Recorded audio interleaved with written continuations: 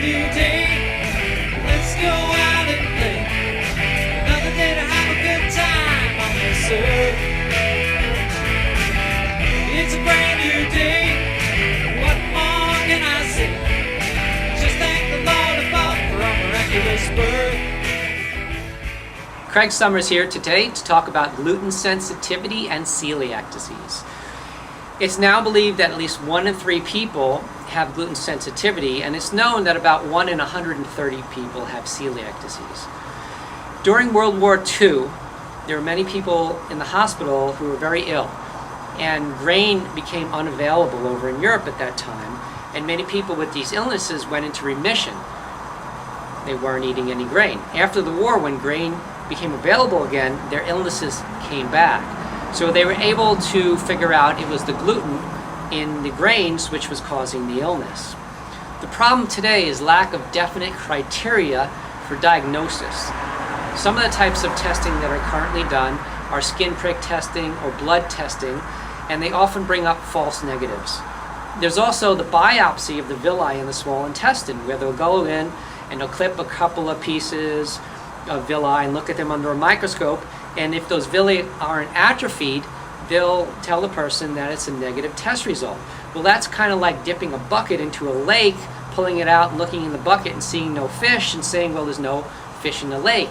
It's just not a very accurate way of making a diagnosis.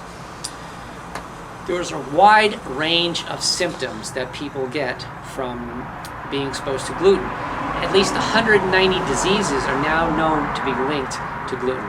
Gluten can damage the villi, which lead to malabsorption, which lead to nutrient deficiency. The problem is that there's an inconsistent definition of what gluten is. Gluten is a storage protein found in all grains. There are thousands of different types of glutens. Gluten, as it's currently being described, they're talking about a subfraction called gluten, which is currently being tested for when they're labeling food as gluten-free. Bob Anderson recently found 400 new types of gluten, 40 of which are more immunotoxic than the original type of gluten found in 1952. You see, gluten creates an upregulation of a protein called zonulin. Zonulin dismantles the tight junctions between the cells in the intestinal tract. This leads to what they call leaky gut syndrome. You see, little pieces of proteins and other food particles start to leak into the body from in between the cells. They get into the bloodstream and can deposit in all different areas of the body, essentially causing diseases in all parts of the body, including the brain. They now have something called leaky brain syndrome, which can be caused by gluten. It's known that schizophrenia and many diseases like that are also known to be caused by gluten. It's time to treat the origin of the illness.